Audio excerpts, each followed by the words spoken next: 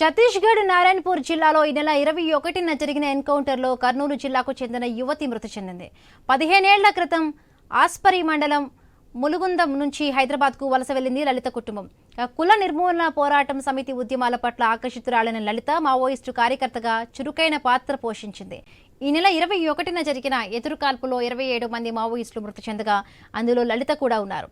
ఆమె మృతి పట్ల తల్లిదండ్రులకు సమాచారం ఇచ్చారు పోలీసులు. లలిత మృతదేహం స్వస్థలానికి తీసుకువచ్చేందుకు ఛత్తీస్గఢ్ వెళ్లారు లలిత తల్లిదండ్రులు.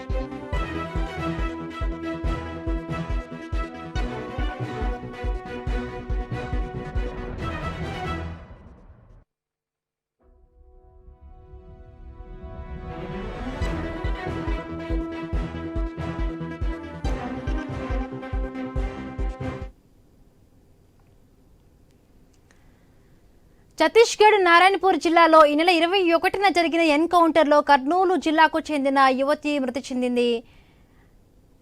15 ఏళ్ల క్రితం ఆస్పరి మండలం ములుగుందం నుంచి హైదరాబాద్కు వలస వెళ్లింది లలిత కుటుంబం. కుల నిర్మూలన పోరాట సమితి ఉద్యమాల పట్ల ఆకర్షితురాలైన లలిత మావోయిస్టు కార్యకర్తగా కూడా చురుకైన పాత్ర పోషించారు. ఇటీవల మావోయిస్టులకు జరిపిన దాడుల్లో కూడా ఆవిడ చనిపోయినట్టుగా తెలుస్తోంది. ఆవిడ మృతదేహాన్ని తీసుకువచ్చేందుకు ప్రయత్నాలు చేస్తున్నారు. దీనికి సంబంధించి మరిన్ని పూర్తి అప్డేట్స్ మా కరెస్పాండెంట్ ధరణి కిషోర్ అందిస్తారు. కిషోర్.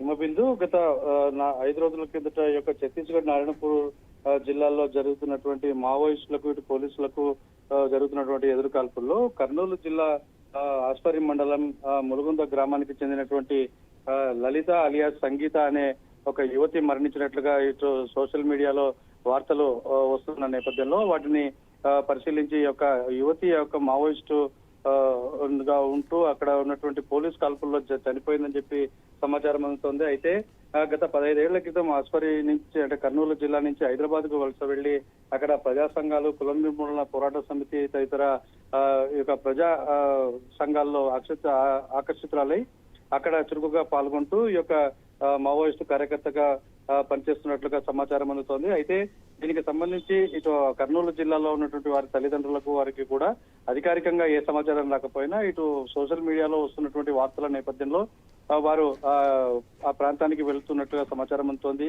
ఒకవేళ ఈ సమాచారం ప్రకారంగా మృతదేహాన్ని తల్లిదండ్రులకు రేపు అప్పగిస్తారన్న సమాచారం కూడా అందుతుంది. అయితే ఇదే అంశం మీద ప్రజా సంఘాలు కూడా స్పందించే అవకాశం ఉన్న నేపథ్యంలో అసలు ఇక మావోయిస్టు కార్యకర్తగా చురుకైన పాత్ర పోషిస్తున్న ఈవిడ 21వ తేదీ జరిగినటువంటి ఎన్కౌంటర్ లో మరణించినట్లుగా ప్రాథమిక సమాచారం అందుతోంది. మొత్తంగా ఈ యొక్క దీని మీద ఇటు అధికారికంగా పోలీసులు కానీ ఇటు ప్రభుత్వం కానీ ప్రకటన చేయాల్సి అయితే ఉంది. Right. Thank you Kishore. Thanks for the